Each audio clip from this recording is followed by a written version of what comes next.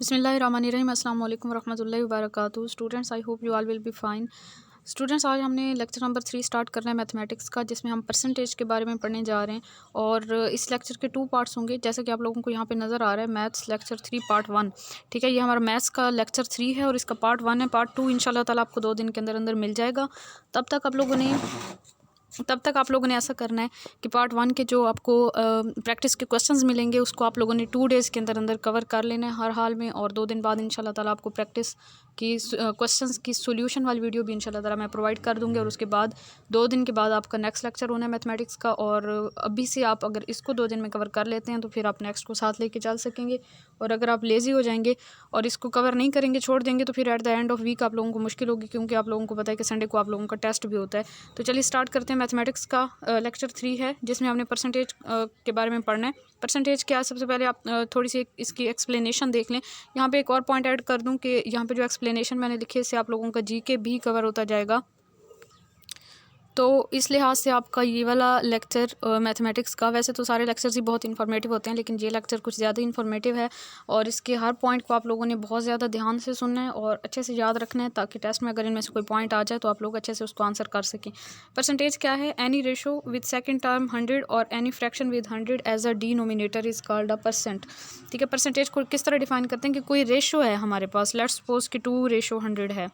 ठीक है, मीन के फर्स्ट टर्म कोई भी है, लेकिन रेशो में जो सेकंड टर्म है वो 100 है, तो फिर हम इसको परसेंटेज कहते हैं। या फिर दूसरी डेफिनेशन इसकी ये है कि fraction with 100 as a denominator, मतलब कि 2 ऊपर आ जाए और बटे के नीचे 100 आ जाए, मतलब डिनोमिनेटर जो है वो 100 है हमारे पास, तो फिर हम उसको परसेंट कहते हैं। परसेंट का मतलब जो है परसेंट या परसेंटेज कहते हैं। और परसेंट का जो मतलब होता है वो मतलब यही होता है पर 100 और आउट ऑफ 100, मीन के 100 में से जितने पार्ट हैं उसको हम परसेंट या परसेंटेज कहते हैं।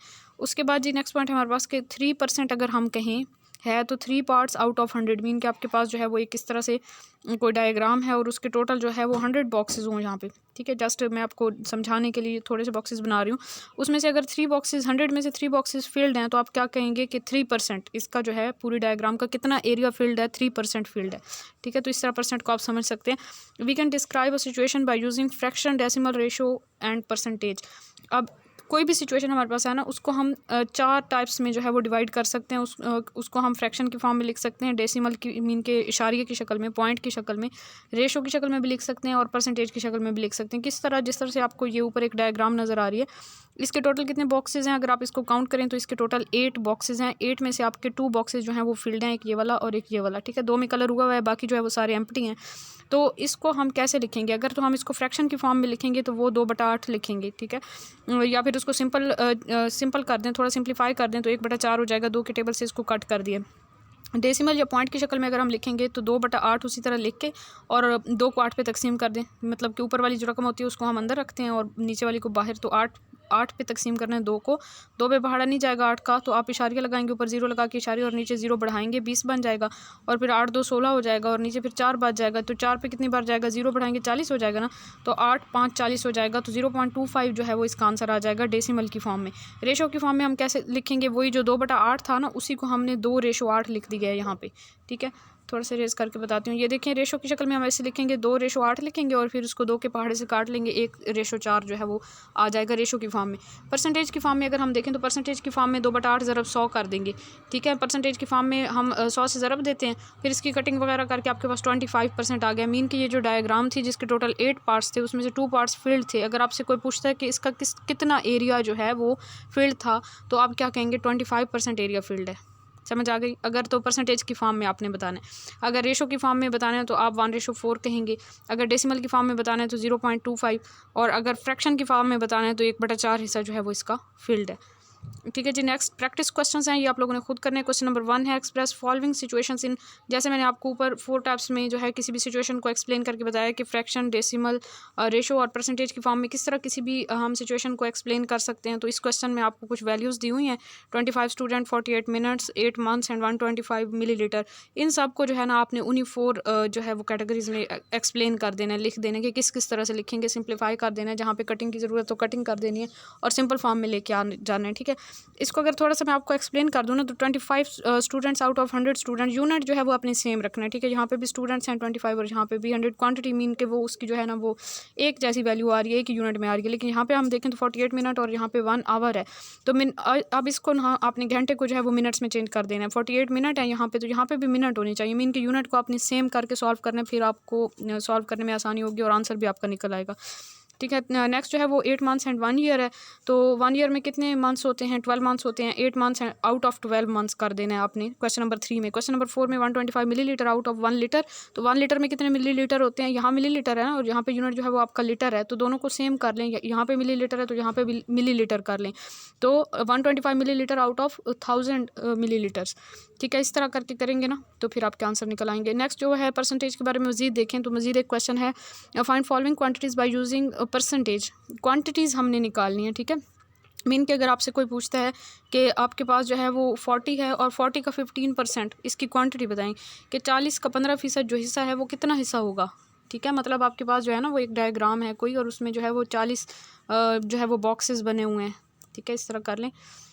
ये हो गया जी 1 2 3 4 5 6 7 8, यहाँ से बढ़ा देते हैं और 8 और 9 और 10। अब इसके आई थिंक सो ये 1 2 3 4 5 6 7 8 9 10 20 30 40 40 पूरे हो गए, ठीक है। आपसे ये पूछा है कि अगर जो है वो 15% है 40 का, तो बताएं कि ये जो डायग्राम आपके सामने नज़र आ रही है जिसके 40 बॉक्सेस हैं, तो इसके 15% में इसके कितने बॉक्सेस फिल्ड होंगे।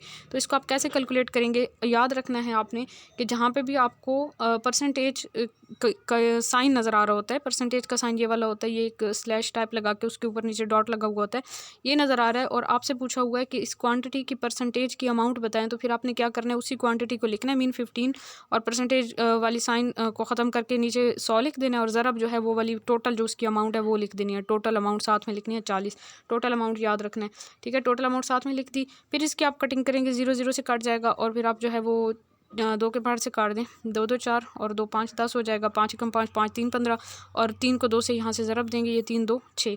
मतलब कि अगर हमारे पास 40 बॉक्सेस हैं तो उसमें से कितने बॉक्सेस फिल्ड हों, तो फिर हमारे पास जो है वो उसका 15% बनता है। तो आंसर क्या है 6, ठीक है। 1 2 3 4 5 एंड 6, इस डायग्राम के 6 बॉक्सेस फिल्ड हैं, इट्स मीन कि इसका 15% एरिया जो है वो फिल्ड है। 40 टोटल जो है वो जो भी आप यूनिट यूज़ कर लें, अगर 40 मीटर है तो उसमें से अगर 6 मीटर फील्ड है कलर्ड है, तो फिर इसका मतलब है कि उसका कितना एरिया फील्ड है 15%। आई थिंक इसका कंसेप्ट क्लियर हो गया होगा आपको। क्वेश्चन नंबर 2 है, क्वेश्चन नंबर 2 में आपको बताया हुआ है कि 125% ऑफ 20 का 125% कितना होता है, ठीक है। 20 का 125%, अब परसेंटेज जो है वो 100 से अबाव हो गई है, तो इट्स मीन कि 20 से भी ज़्यादा आंसर आएगा, ठीक है। 125 का फिर उसी तरह परसेंट का साइन ये ख़त्म करेंगे ना, तो बटे के नीचे जो है 100 लगा देंगे, ज़रब 20 कर देंगे, जो टोटल क्वांटिटी बताई हुई है उसको ज़रब करेंगे, ठीक है। ऑफ याद रखना है यहाँ पे कि जहाँ कहीं आपके पास ऑफ का वर्ड आ जाता है ना मैथमेटिक्स में, ज़्यादातर उसका मतलब क्या होता है, ऑफ का मतलब होता है मल्टीप्लाई।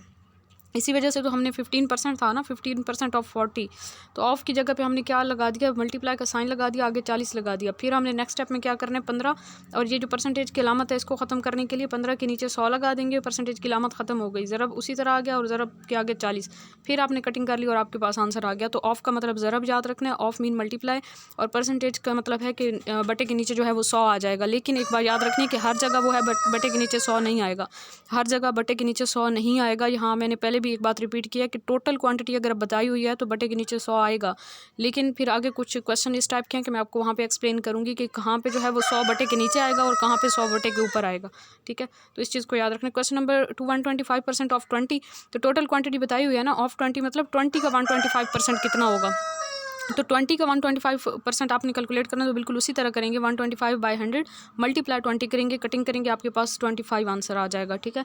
उसके बाद जी नेक्स्ट हमारे पास आ जाता है प्रैक्टिस क्वेश्चंस हैं। प्रैक्टिस क्वेश्चंस में जी प्रैक्टिस क्वेश्चन में क्वेश्चन नंबर 2 का फर्स्ट पार्ट है 75% ऑफ 4, या आप खुद कैलकुलेट करेंगे। आपके प्रैक्टिस के क्वेश्चंस हैं question number 1, question number 2 and question number 3, यानी कि क्वेश्चन नंबर 2 के 3 पार्ट्स 1 2 एंड 3 आप लोग खुद सॉल्व करेंगे, क्वेश्चन नंबर 3 को भी खुद सॉल्व करेंगे, और 1 2 3 जो है सारे सिंपल हैं, बाकी सारे सिंपल हैं। बस इसमें जो है 9.5% वाले का थोड़ा सा ख्याल रखना है कि इसका इशारिया ख़त्म करने के लिए बटा 10 भी लगाएंगे। एक तो परसेंटेज के साइन को ख़त्म करने के लिए बटा 100 करेंगे ना, और दूसरा इशारिया ख़त्म करने के लिए बटा 10 भी लगाएंगे। 100 ज़रब 10 आ जाएगा। बाकी कैलकुलेशन सेम वैसे ही होगी जैसे मैंने ऊपर आपको समझा दिया। ठीक है, क्वेश्चन नंबर 3 देखें। Sajid paid 3/8 of his salary as a house rent, find percentage of house rent and remaining amount यहाँ पे टी आएगा। ठीक है, मिस्टेक हो गई थोड़ी सी जी। तो यहाँ पे जो है ना, आपको ना तो सैलरी वगैरह कुछ भी नहीं बताया हुआ, जस्ट आपको ये कहा है कि उसने, साजिद ने जो है अपनी जो भी उसकी तनख्वाह थी उसका 3/8 हिस्सा जो है वो घर का किराया दे दिया। बाकी उसके पास कितनी परसेंटेज घर का किराया कितने परसेंट उसने दिया और कितने अमाउंट जो है उसके पास बाकी बच गई। तो आपने इसको कम्प्लीटली जो है वो परसेंटेज की फॉर्म में करना है। सपोज कर देनी है कि उसकी सैलरी जो है वो 100% है, फिर 100% के लिहाज से आपने कैलकुलेशन करनी है। ठीक है, खुद सॉल्व करने की कोशिश करनी है, इंशाल्लाह सोल्यूशन में आपको आंसर तो मिल ही जाएगा इसका। क्वेश्चन नंबर 4 देखें। Naeem gave 25% of the profit to his partner, if the partner got 4,000 what remains with him। ठीक है, नईम ने जो है वो 25% प्रॉफिट दिया अपने पार्टनर को, और वो जो 25% प्रॉफिट था उसकी अमाउंट यहाँ पे बताई हुई है 4,000। बहुत ध्यान से देखें, 25% प्रॉफिट था और उसकी अमाउंट 4,000 है। प्रॉफिट की अमाउंट मीन के उसने उसको दिया, अपने पार्टनर को 25% दिया, और कितना दिया 25%, मतलब 4,000 रुपये उसने अपने दोस्त को दे दिए, जो भी उसका बिजनेस पार्टनर था उसे 4,000 रुपये दिए। लेकिन टोटल अमाउंट इसने यहाँ पे इन्होंने नहीं बताई क्वेश्चन के अंदर कि टोटल अमाउंट उन्होंने कितनी कमाई थी। टोटल अमाउंट हमने खुद निकालनी है। ठीक है, इन्होंने जस्ट प्रॉफिट की अमाउंट आपको बता दी है और उसकी परसेंटेज भी बता दी। अब यहाँ पे ये बात जो पहले मैंने आपको कहा था कि याद रखनी है कि जहाँ पे टोटल अमाउंट बताई हुई है फिर आपने परसेंटेज वाले के नीचे बट्टा लगाना है। लेकिन अगर टोटल अमाउंट नहीं बताई हुई, उसी परसेंटेज वाले की अमाउंट बताई हुई है, ठीक है, वहाँ पे तो हमें टोटल अमाउंट बताई हुई थी और परसेंटेज बताई हुई थी, तो हम परसेंटेज वाली जो भी वैल्यू थी उसके नीचे 100 लगा के और टोटल अमाउंट के साथ ज़रब करते थे। लेकिन यहाँ पे बात उलट कर देनी है कि यहाँ पे आपको 25% बताया हुआ है और 4,000 जो है उसी 25% की अमाउंट बताई हुई है। तो यहाँ आप 100/25 करेंगे, ज़रब 4,000 करेंगे, जो आपके पास आंसर आएगा वो टोटल उसकी जो है वो टोटल जो भी इनकम है या टोटल जो भी उन्होंने जो भी बिज़नेस से उन्हें प्रॉफिट, मतलब टोटल जो अमाउंट उन्हें मिली है ना, वो टोटल निकल आएगी ना। टोटल में से फिर आपने 4,000 को माइनस कर देना है, तो बाकी जो बच जाएगा वो नईम के पास बाकी रकम बच जाएगी। रिमेन्स विद हिम, जो क्वेश्चन में पूछा हुआ था। Question number 5। Komal made a suit of 5.5 metres cloth out of 44 metres, what percentage of cloth did she use for the suit. ये बिल्कुल सिंपल है, ऊपर हम कर चुके हैं, बिल्कुल उसी मेथड से करना है। Question number 6। 85% of students in a school of 300 student passed an annual examination, how many of them are fail. ये भी बिल्कुल सिंपल है, ये भी आप लोग खुद करेंगे। Question number 7। The 60% length of road is 75 kilometre, find the total length of the road. ऊपर जो हमने किया ना 4,000 वाला, इसका मेथड भी बिल्कुल उसी तरह है कि हमें परसेंटेज बता दी है और उसी परसेंटेज की अमाउंट बता दिया, हमने टोटल वाली निकालनी है, तो वही 4,000 वाले क्वेश्चन वाला मेथड लगेगा यहाँ पे। Find the actual amount of 40% of the amount is 60 rupees. Actual amount, अब यहाँ पे फिर एक्चुअल अमाउंट फाइंड करनी है। 40% की हमें बताई हुई है कि 60 रुपीज़ है, तो एक्चुअल कितनी होगी, तो ये दोनों क्वेश्चन का मेथड जो है वो सेम है। नेक्स्ट जी हमारे पास आ जाता है property tax. It's provincial tax paid on the value of a property, generally a flat rate is 2% but very depending on the province. अच्छा, ये जो है ना मुख्तलिफ सूबों का मुख्तलिफ रेट होता है प्रॉपर्टी टैक्स का। किसी भी प्रॉपर्टी के ऊपर जो टैक्स लगता है वो ज़्यादातर जो है उसका बताया हुआ है कि रेट कितना होता है। फ्लैट रेट मतलब जो आमतौर पर नॉर्मली जो रेट चल रहा है वो 2% है, लेकिन मुख्तलिफ जो है वो अज़ला में मुख्तलिफ सूबों में जो है वो चेंज होता रहता है। मुख्तलिफ प्रोविंसेस में जो है ये 2% से वेरी कर सकता है। तो याद रखना है कि प्रॉपर्टी टैक्स जो है उसका फ्लैट रेट कितना है, वो 2% है। मैंने आपको कहा था जनरल नॉलेज के लिहाज से भी हमारा लेक्चर आज का इंपॉर्टेंट है। तो ये वाली बातें जो हैं ये कुछ फैक्ट्स हैं जिनको आपने एज इट इज़ याद करना है। नेक्स्ट क्वेश्चन नंबर 9 आ जाता है। Find the property tax on a property of rupees, जी आपको 62 लाख कह लें इसको, या फिर ये आपके पास आ जाता है 6,200,000, ठीक है, 62 लाख या फिर 6,200,000 जो है वो आपको टोटल प्रॉपर्टी की अमाउंट बताई हुई है और प्रॉपर्टी टैक्स 0.8% बताया हुआ है और आपने टैक्स की अमाउंट निकालनी है। तो ये वाला बिल्कुल सिंपल जो हमने स्टार्टिंग में किया था कि अगर हमें परसेंटेज बताई हुई है और टोटल बताया हुआ है तो फिर हम क्या करते हैं, इसके बटे में 100 करते हैं और ज़रब टोटल वाला कर देते हैं, जैसे स्टार्टिंग वाले कुछ परसेंटेज वाले क्वेश्चन हमने सॉल्व किए। तो ज़रब जो है आप ये वाली रकम करेंगे 62 लाख वाली, तो इस तरह से आपके पास आंसर आ जाएगा। मीन कि आपके पास प्रॉपर्टी टैक्स की अमाउंट आ जाएगी, टोटल में से निकालनी है, ठीक है। नेक्स्ट क्वेश्चन नंबर 10 है, Ali paid 8676 as a property tax. आप देखें ना, इसमें हमने प्रॉपर्टी टैक्स की अमाउंट निकालनी थी क्वेश्चन नंबर 9 में, लेकिन क्वेश्चन नंबर 10 में हमें प्रॉपर्टी टैक्स की अमाउंट बताई हुई है और साथ में टैक्स का रेट भी बताया हुआ है। हमने जो है टोटल प्रॉपर्टी की वर्थ निकालनी है, मीन के टोटल प्रॉपर्टी की कितनी कीमत है वो निकालनी है। तो यहाँ पे बात उलट हो जाएगी। पहले हम ऊपर वाले में 0.8/100 कर रहे थे, तो इसमें हम 100/2 करेंगे और ज़रब जो है ये वाली वैल्यू 8676 करेंगे, ठीक है। इसको खुद सॉल्व करना है। जनरल सेल टैक्स, जीएसटी जिसे हम कहते हैं, the tax a buyer pays to the seller at the time of buying things. अगर कोई भी बायर जो है, कोई ख़रीदार जो है कहीं से लेता है कोई चीज़, तो वो जो टैक्स पे करता है उसे जनरल सेल्स टैक्स कहते हैं। It is imposed by government, ये गवर्नमेंट की तरफ से होता है ये टैक्स। और पाकिस्तान में इसका रेट जो है वो 0% से लेकर 25% तक चेंज होता है। ये वैल्यू याद रखने वाली है कि पाकिस्तान में जो है जीएसटी का रेट कितना वेरी करता है, 0% से 25% तक वेरी करता है। In Pakistan some basic items including wheat, rice, pulses, vegetables, meat, poultry, books, drugs etcetera are exempted from GST. इन सारी चीज़ों पे जो है वो जीएसटी अप्लाई किया जाता है पाकिस्तान में। The standard rate of sales tax is Pakistan is 17%। Standard rate भी याद रखना है, सेल्स टैक्स का कितना है पाकिस्तान में, 17%। ये भी जीके के लिहाज से इंपॉर्टेंट पॉइंट है, तो इसको आप एज इट इज़ याद रखेंगे।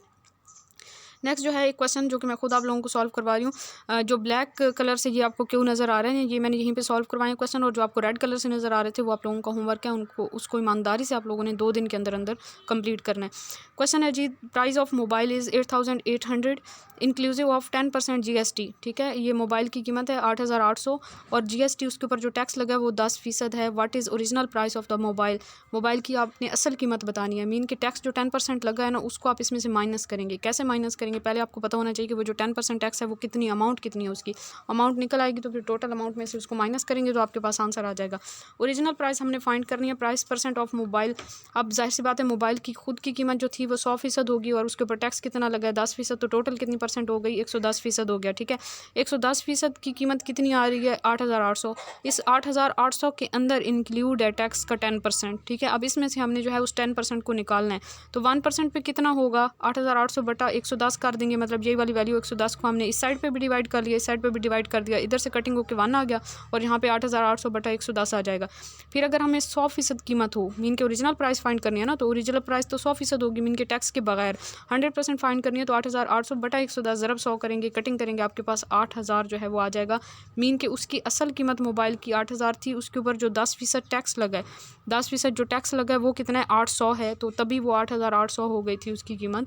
लेकिन असल कीमत क्या है, वो 8000 है। 10% जो जीएसटी लगा था वो 800 था, तो 8800 हमें उसमें स्टार्टिंग में क्वेश्चन में बताया हुआ था, हमने उसकी ओरिजिनल प्राइस 8000 जो है वो निकाल ली। नेक्स्ट क्वेश्चन है, calculate the price that a customer has to pay for each article with 16% general sales tax imposed on it. अच्छा, ये जो क्वेश्चन है ना, इसका फर्स्ट पार्ट मैं सॉल्व करवा रही हूँ, बाकी पार्ट्स आप लोगों ने खुद सॉल्व करने हैं। हमें क्या बताया, पहले क्वेश्चन को अंडरस्टैंड करेंगे कि हमारे पास क्वेश्चन है, calculate the price that a customer has to pay, मतलब वो कीमत हमने निकालनी है जो कि ख़रीदार जो है वो अदा करेगा on each article with 16% general sales tax. GST की जो है वो आपको रेट बताया हुआ, 16% जीएसटी रेट है, उसने 16% जो है वो अदा करना है, और वो कितनी कीमत अदा करेगा, अगर 16% जो कीमत वो अदा कर रहा है वो 800 रुपये है। जैसे ऊपर मोबाइल वाला हमने देखा है ना, तो मोबाइल की जो है वो 8 थी, 800 थी, वहाँ पे भी 800 जो है वो जीएसटी की कीमत थी, और वहाँ पे कितने % आ रहा था, 10% था ना, तो यहाँ पे 16% जो है वो जीएसटी का रेट बताया हुआ है, 800 जो है वो जीएसटी की अमाउंट है। टोटल अमाउंट जो है वो हम निकालेंगे, टोटल अमाउंट नहीं निकालेंगे, जस्ट अ मिनट। हाँ, यहाँ पे जी हमसे पूछा हुआ है कि टोटल हमने कीमत बतानी है 16% जीएसटी के साथ, ठीक है। 16% जीएसटी के साथ जो है वो टोटल कितनी प्राइस पे करेगा। फुटबॉल के लिए हमें बताई हुई है 800, ठीक है। 800 अगर उसकी कीमत है ना, तो अभी उसमें जो है वो टैक्स हमने इंक्लूड नहीं किया। अगर टैक्स भी इंक्लूड कर दें तो टोटल जो है वो टैक्स इंक्लूड करने के बाद, जैसे मोबाइल की कीमत 8000 थी ना पिछले क्वेश्चन में, तो 8000 तो मोबाइल की ओरिजिनल प्राइस थी, लेकिन उस पर टैक्स लगा था 10% और वो टैक्स था 800, तो 8800 जो है उसकी कीमत हो गई थी। जिस तरह मोबाइल की ये कीमत जो है टैक्स लगने के बाद है, उसी तरह हमने टैक्स लगने के बाद की ये वाली कीमत निकालनी है, ठीक है, आंसर में। तो हम हम क्या करेंगे, इसमें हमारे पास जो 16% गिवन है, हमने 16% को 100% के साथ प्लस करेंगे, क्योंकि ओरिजिनल प्राइस का 100% होगा ना, तो 100% के साथ प्लस करके 116% आ जाएगा। 116% मीन के 116 डिवाइडेड बाय 100 करेंगे और मल्टीप्लाई ये जो हमें दी हुई है अमाउंट 800। अब कटिंग करेंगे तो आपके पास जो है आंसर आ रहा है 928, मतलब 928 आ रहा है, और 928 जो है इस फुटबॉल की प्राइस होगी इंक्लूडिंग टैक्स। और इसी तरह जो है वो रैकेट्स की प्राइस आप खुद निकालेंगे। इसमें भी वही है, रेट आपको 16% दिया हुआ है। क्वेश्चन नंबर 11 के सेकंड पार्ट, थर्ड पार्ट और फोर्थ पार्ट के लिए 16% ही आपने यूज़ करना है, और मेथड यही वाला यूज़ होगा। मीन के 16 में 100 को प्लस करेंगे, ओरिजिनल प्राइस वाला 100%, और 116% हो जाएगा। 116% है ना, तो परसेंट के साइन को ख़त्म करने के लिए बटा 100 करेंगे, और ज़रब जो है ये वाली वैल्यू जो यहाँ पे दी हुई हैं। रैकेट के लिए 1250 दी हुई है, और हॉकी के लिए 1650 दी हुई है, और बैट के लिए 2100 दी हुई है। तो ज़रा करके कैलकुलेशन करेंगे, आपके पास आंसर आ जाएगा। सिंपल सी बात है, बहुत ही आसान और बहुत ही इंटरेस्टिंग था हमारा ये आज का लेक्चर। अच्छा जी, आगे भी है थोड़ा सा, मैंने समझा ख़त्म हो गया, चलें इसको भी देख लेते हैं। The price of a toy including 5% GST is 945, find original price of a toy. अच्छा, ओरिजिनल प्राइस फाइंड करनी है ना, क्वेश्चन नंबर 12, तो ये बिल्कुल वैसे होगा जैसे हम मोबाइल वाला क्वेश्चन सॉल्व किया है, ठीक है, उस मेथड से होगा, तो उसके अकॉर्डिंग आपने सॉल्व करना है। प्रॉफिट, लॉस, डिस्काउंट, मार्कअप, तो इसको बेशक आप लोग देख लें। इसमें आपको बताया हुआ है प्रॉफिट क्या है, लॉस क्या है, और इसके अलावा जो है इनके फार्मूले बताए हुए हैं। प्रॉफिट क्या है? प्रॉफिट सिंपल सी बात है, आप कोई चीज़ ख़रीदते हैं, अगर कीमत ख़रीद उसकी कम है और कीमत फिर आप उसको बेच देते हैं, अगर कीमत फ़रोख्त ज़्यादा है, तो जितनी ज़्यादा है कीमत फ़रोख्त, वो आपके पास क्या है, प्रॉफिट है। यहाँ पे बताया हुआ भी है कि अगर आपके पास जो है सेलिंग प्राइस जो है वो ज़्यादा है दैन कॉस्ट प्राइस जो है वो कीमत ख़रीद है, और सेलिंग प्राइस जो है वो कीमत फ़रोख्त है। कीमत फ़रोख्त ज़्यादा है एज़ कम्पेयर टू कीमत ख़रीद, तो फिर जो है आपको प्रॉफिट होता है, और जो है सेलिंग प्राइस में से कॉस्ट प्राइस को माइनस करेंगे तो जो अमाउंट बच जाएगी वो प्रॉफिट होगी। फार्मूला कौन सा लगाएंगे प्रॉफिट परसेंटेज को फाइंड करने के लिए? Profit divided by cost price multiply 100 करेंगे, ये फार्मूला है प्रॉफिट परसेंटेज को फाइंड करने के लिए। Profit divided by cost price multiply 100। Profit को हम गेन के टर्म भी यूज़ की जाती है प्रॉफिट के लिए कहीं ना कहीं, तो याद रखना है कि क्वेश्चन में कहीं पे गेन का वर्ड भी आ सकता है, GAIN गेन, ठीक है। प्रॉफिट के लिए गेन का वर्ड भी यूज़ किया जाता है, तो इससे आपने कंफ्यूज नहीं होना। तो gain over cost price multiply 100 भी हो सकता है प्रॉफिट परसेंटेज को कैलकुलेट करने के लिए। इसके अलावा यहाँ तक आई थिंक प्रॉफिट की समझ आ गई होगी आप लोगों को। सिंपल सी बात है, ये तो हम डेली रूटीन में भी ऑब्जर्व करते रहते हैं कि फ़लाँ बंदे ने इतना प्रॉफिट जो है वो कमाया है कहीं से, कि कोई चीज़ उसने ली थी और फिर जो है उसने आगे महंगी बेच दी है, तो उसे प्रॉफिट हुआ है। लेकिन अगर कोई चीज़ ख़रीदता है एक इंसान और फिर उसकी आगे जो है वो इतनी अच्छी नहीं बिकती, सस्ती बिक जाती है पहले से, तो फिर जो है उसे लॉस हो जाता है। मीन कि उसकी जो है कीमत ख़रीद जो होती है वो ज़्यादा होती है और कीमत फ़रोख्त कम होती है, ठीक है। Cost price is greater than selling price, तो फिर जो है उसे लॉस होगा। फार्मूला लॉस परसेंटेज का क्या होगा? Loss by cost price multiply 100, ठीक है। उसी तरह जैसे profit by cost price multiply 100 था, यहाँ पे loss by cost price multiply 100 करेंगे। और जो है अगर हम लॉस की अमाउंट निकालना चाहे तो हम कॉस्ट प्राइस में से सेलिंग प्राइस को माइनस करेंगे तो लॉस की अमाउंट आ जाएगी, ठीक है। तो ये हमारा आज का छोटा सा लेक्चर था। इसमें आपको प्रैक्टिस के लिए क्वेश्चन दिए हुए हैं 12 क्वेश्चंस। इनको आप लोगों ने 2 दिनों में कंप्लीट करना है। 2 दिन के बाद इंशाल्लाह ताला आप लोगों को इसी यही जो हमारा लेक्चर 3 है इसका सेकंड पार्ट भी मिल जाएगा, और हमारा परसेंटेज वाला यूनिट इंशाल्लाह ताला कवर हो जाएगा। और नेक्स्ट वीक में इंशाल्लाह हम नेक्स्ट की तरफ मूव कर जाएंगे, नेक्स्ट चैप्टर की तरफ। और तब तक जो है आप लोग प्रैक्टिस करें, बहुत अच्छे से प्रैक्टिस किया करें। अब की बार मैंने कोशिश किया कि प्रैक्टिस के क्वेश्चन कुछ ज़्यादा दे दूँ, ताकि ज़्यादा से ज़्यादा आप जितनी ज़्यादा प्रैक्टिस करेंगे ना उतना अच्छा आपका होता जाएगा। मैथ्स की तो बात यही होती है कि जितनी आप प्रैक्टिस करेंगे उतना स्ट्रॉन्ग जो है आपका नॉलेज हो जाता है मैथ का। मीन के प्रैक्टिस से ही मैथ आती है, ठीक है। तो मैथ को प्रैक्टिस क्या करें ज़्यादा से ज़्यादा, और बाकी चीज़ों की रिपीटेशन जितनी ज़्यादा आप करते हैं, बार बार रिपीट करते हैं एक चीज़ को कुछ दिन के बाद, तो वो आपके माइंड में पक्के से बैठना शुरू हो जाती है। मीन के अच्छे से वो चीज़ जो है वो रिटेन रहती है आपके पास, वो चीज़ भूलती नहीं है जल्दी आपको, ठीक है। तो रिविज़न किया करें, रिपीटेशन किया करें, प्रैक्टिस किया करें, यही कामयाबी के लिए जो है बहुत ज़रूरी बातें हैं। और अपना बहुत सारा ख्याल रखिए, दुआ में याद रखिए। और इंशाल्लाह ताला इस वीक में हमारा साइंस का भी लेक्चर होना है, उसके लिए भी मैं कोशिश कर रही हूँ कि जल्द से जल्द कंप्लीट कर लूँ उसे, और साइंस का एक लेक्चर ज़रूर होगा। तो इन बातों को अपने माइंड में रखें। और वीकली टेस्ट जो है इस बार थोड़ा ज़्यादा टफ होने जा रहा है, क्योंकि सिलेबस थोड़ा ज़्यादा हो जाएगा, तो ख़ुद को अभी से प्रिपेयर रखें मेंटली, और इसके अलावा टाइम दिया करें स्टडी को। ख्याल रखिए अपना, दुआ में याद रखिए। जज़ाकल्लाह खैर, अल्लाह हाफ़िज़।